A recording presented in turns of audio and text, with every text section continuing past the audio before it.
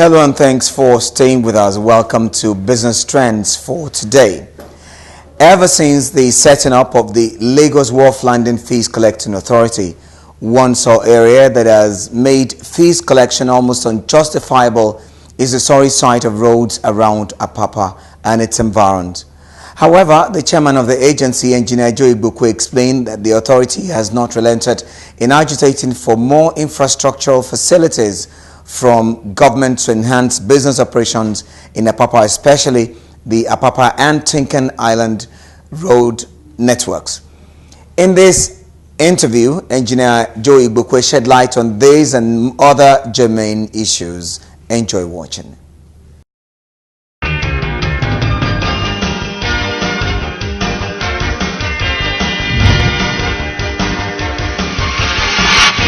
The Chairman, Lagos State Wharf Landing Fees Collecting Authority, Engineer Joe Igbokwe, thank you so very much for joining Business Trends at this time. Let me start by asking you, how would you describe your first 1 year in office? I was appointed on September 10. Yes, September 10, 2015. Yes. 2015. And it took me some time to secure this office, to get this office. This is the first time this agency is having a corporate office, and it took me some time throughout 2015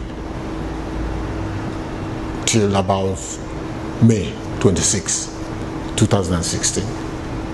You know, that was when we kicked off officially, because it was in the hands of the consultants before, just consultants, before we took it away from them. And yes, I was appointed September 10, but I didn't take off until May 26 last year.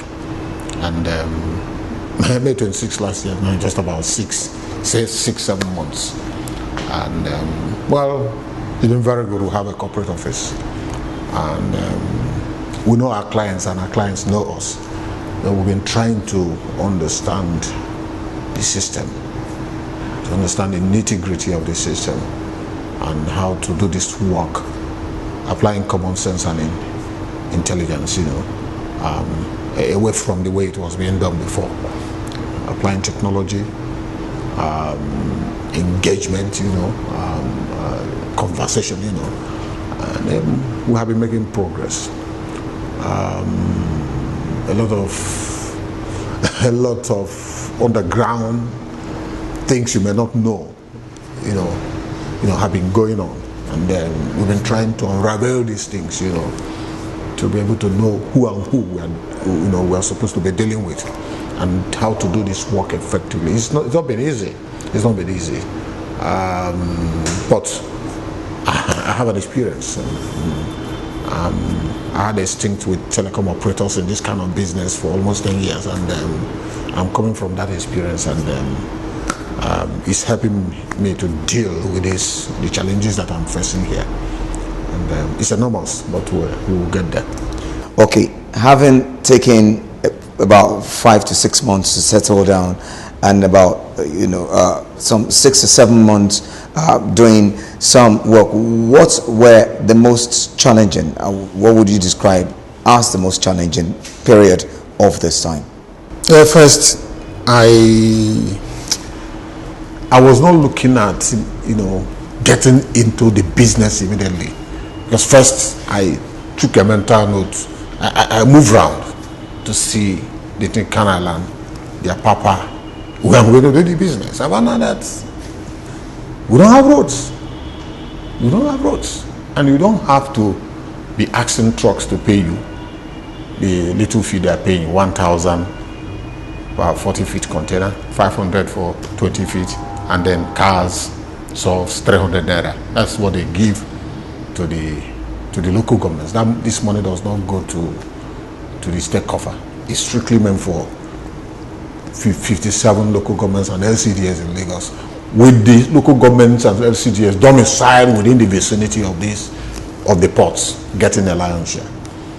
So I found out that it's not too good for you to go and start asking them to pay this, pay that, when they can't move. Containers were falling every other day. So I started engaging, talking, speaking to the Federal Ministry of Works, states, to help.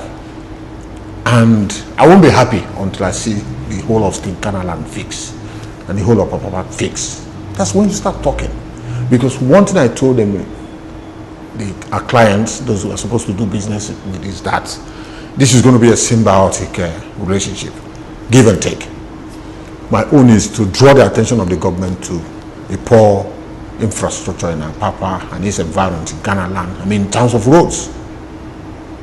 Because if you go there, you won't believe that this is a place government, especially federal government, has been making billions, trillions in the past 16 years. And the whole place is like this. This is the worst seaport I've ever seen anywhere I've traveled to. So I intend to use my position here to draw the attention of the authorities to look at the infrastructure in terms of roads before, because I've seen containers, collapse and then, fall from the trucks, and the goods, damaged. So that's what we've been doing. That's what we've been doing, and this is the way to go, because it has to be give and take, give and take. Now, considering the importance of roads to the ease of doing business in Apapa, how would you describe what you've gotten as feedback from your engagement with the federal government? No, it's in the cards, it's in the cards. They have found the need to put the place in order. The Minister for Works, Housing and Power has been here at least 3 times to sit in Swansea. So he has been to Tinkerland, he has been here. I remember when we had a problem with the bridge there. When it was caving in, he came and God was better to fix it. Because it used to be very chaotic to enter this place. He was able to fix it, but just so many things to be done. And we also looking at my own view that you don't really need to be moving containers, through these roads. There's a rail that went into Apapa. The designers of the Apapa port brought in a rail track there, and it was abandoned. We could do the same thing, but here, recover this one, and do the one for Tinkerland. All over the world, they move heavy, goods that have weight or rail. We use rail to transport those things. We have to go back. These are the things we did not do for many years. So we had money to do it. But it's becoming obvious that we have to do it. If Nigeria must remain a destination, we must get these things done. So it's not going to be a one-day job. It's going to be a continuum. And I'm doing everything humanly possible to draw the attention of both the state and the federal government to this place. Interesting. That's the way to start. That's the way to start. Those are when you go to talk to them and say, yes, but we have seen your work. We have seen what is going on. We have seen that you've been able to attract the attention of the government, and it won't be difficult for them to, because it's even difficult for them to pay the money. They want to circumvent. Sometimes they give their truck there because, although we want to stop it completely from taking money from the road, standing by the roadside and collecting out, and want to do that from the system. Because when they are happy, so if somebody knows they have about 50 containers, you can go and pay 50,000 into your account, and then you give them ticket. They will just be moving the product without anybody disturbing them. Because once you slow down a truck to check whether it has ticket or not, you're slowing down traffic, and it's affecting everybody. And this is where we are, but we're moving. Yeah, we'll get better. One area that has been, a sore point in your operation is the area of regulatory fee collection. Now, how are relevant stakeholders making things easy for you? No, they do. I celebrate, flour mills of Nigeria, Crown Flour Mills, some people in the fuel supply chain, especially the diesel. They don't want to pay for petrol, insisting that the thing has not been deregulated, the product has not been deregulated. So we are still telling them, look, It's just 1,000 per truck of, our benchmark is 30,000 liters. It's just about 3 kobo per liter. So we're still talking to them, but they are complying. I know a lot of them that are complying, you know. So many of them. So a lot of products are coming in. So some of them, some will give money to their drivers and they will pocket it. And they will go to the road to give our boys something that is meant for 1,000. They just give them 300 and just go away. But with proper education and doing what is right, leveraging from the system, we can take that money from the system without having to put anybody on the road. That's where we are going. But meanwhile, those boys are still there. We are just managing them. We're on the drawing board, putting our strategies on how to deal with these things, and we'll get there.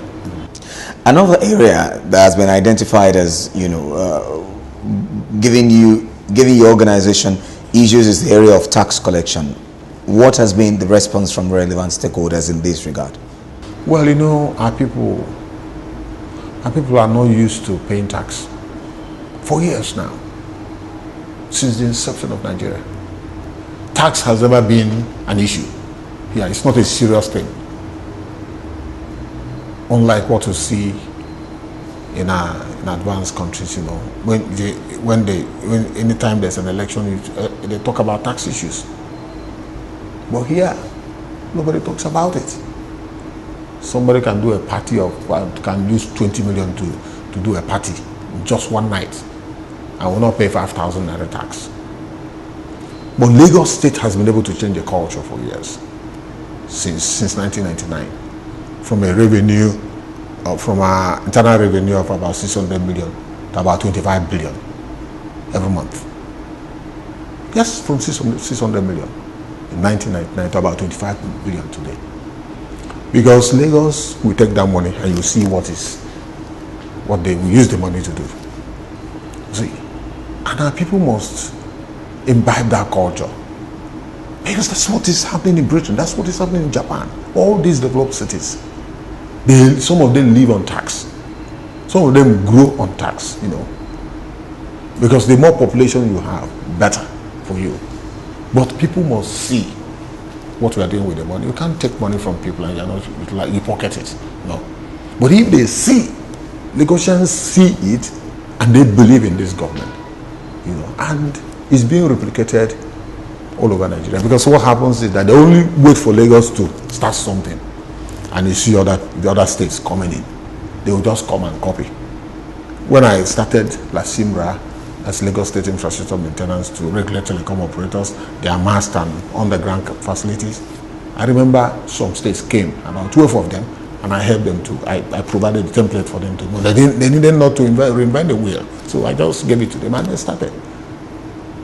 So they will always wait for Lagos. If you talk of LASMA in Lagos, if you go to Anambra, it's ASMA, replicated, you don't need to reinvent the wheels. So Lagos has always been in the forefront, They set the pace and others will just follow. And we're happy about it. How would you describe your relationship with other stakeholders, especially in the area of the response to terms of payment? No, we are responding to them. To some people, some of them it's nothing. It's nothing. Some of them give the money to their drivers and they will not pay it. They will prefer to go and bribe our boys on the road and just walk away. But we are fashioning out a way to deal with that situation. But I can say, well, we are doing reinforcements, because sometimes you need to apply some sanctions. First is the rule of engagement. Rule of engagement. You engage. Second, if they don't listen to you, you apply sanctions. I wish to go to their gates to picket them. Look, we are owing us. We have their bills. So we are getting it. They're getting it. Just like the recession is also affecting the industry, and the importation here since we came has reduced to about up to 70%. Up to 70%, because some people just refuse to import because they don't know. You have the goods you imported when dollar was selling at 180 to 100.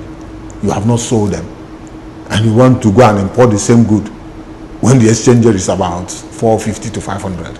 So they are just waiting to know whether you are going to peg, whether this money is going to be pegged at 450 or 500, so that they will know what to do, and it will not change tomorrow. So the policies of the government is also affecting and you cannot blame the government. So we are trying to find the dollars are not coming. We can't. Crude oil price is down. The one that we are supposed to pump, we can't pump that volume because of the vandalization of oil pipelines in the Niger Delta. And so we don't have any other thing. It's a monoculture. It's a mono economy. So everybody is paying the price of many years of inconsistency and not doing the right thing. Now, what would you describe as the most challenging period, or the most challenging time during your since you came on board as a chairman? Well, first, because we had some critical, I would say, stakeholders that were part of the consultants that were managing this agency when I came in. It took me some time to convince the governor to make this place a functional agency, have a standard platform to operate. And it wasn't easy for me to get the government to disengage the consultants. It wasn't easy because it's just like taking feeding bottle out of their mouth, and they didn't like it. But what we wanted to do to structure the place in such a way that will add values to the system. If you are making 10 naira, we'll be making 20 naira and more, using good strategy and plans, better plans, applying technology, applying common sense, adding values to what we are. So it was a little bit difficult, but we were able to overcome that and settled. I think they demanded for compensation and they were paid. So, and the thing is now should be on a government agency, and we are happy about it. We put that one behind us. The second one is to get to know the clients, those you are dealing with, the good ones, the difficult ones, the good, the bad, and the ugly. We are managing everything, and I've never believed that it's a bed of you can get anything on a platter of gold. So once something gets harder, it makes me to work harder. And if I get something very easy, it doesn't seem to be as if I have achieved anything. Or as the tough times never last, but tough people do. So I like challenges, and I'm getting it, and I'm getting the job done. Now let's discuss the landing fees, because at a particular time the issue was degenerating into a face-off between you and the Nigerian Ports Authority. How was this eventually resolved? This agency, even though it was in the hands of consultants, has been in place. It was in place even when PDP was controlling the federal government. It couldn't be worse now that we control the center.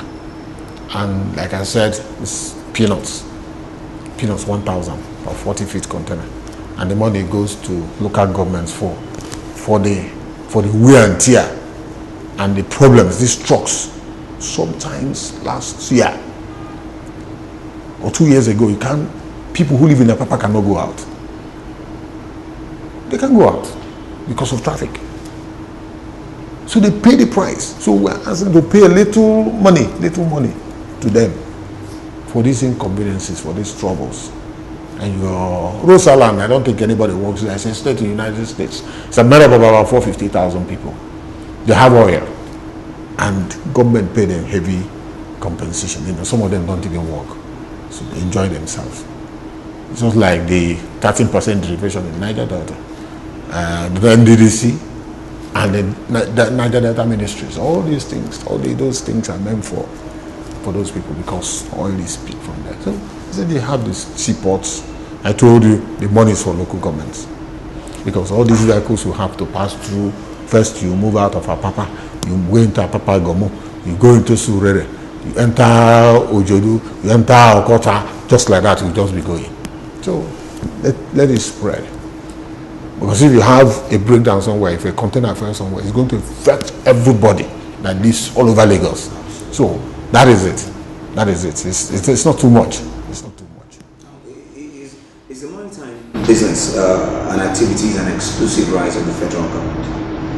Well, the port NPA is Nigerian Port Authority, Ports Authority, and if we are running a democracy, that is equity, justice, a nation that operates in equity and justice, there's no reason why whatever you collect here, that you don't drop up to 5-10% of that money to the states. But they are not doing it. All these things are carried away. And to make matters worse, the infrastructure is unfixed. So if container falls here and kills somebody, the first state government is the first. Yes, they will call the governor. They will call the governor. These people don't have answer. If this container falls at Ojuelegba now, also falls at Ojuelegba now, the emergency, Lagos State emergency will come immediately to remove it. So there's nothing wrong in this. 1,000 is nothing. We're talking about if you generate about 10, 12, 50, 100 billion every month, yeah, you should be able to give Lagos 10 billion. And for those who chose Abuja as the first federal capital, recommended that there should be a special grant to Lagos to be able to cater for what is here. The Chairman, Lagos State Wharf Landing Fees Collection Authority, Engineer Joe Igukwe. Thank you so very much for being my guest. You're welcome. On Business Streets. Thank you. You're welcome.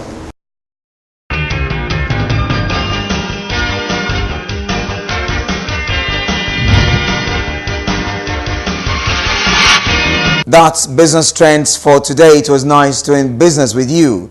The program returns again on Monday at this time. Do send your feedbacks to the social media platforms right there on your screen. I am Tolu Ajayi. See you on Monday. Have a great weekend.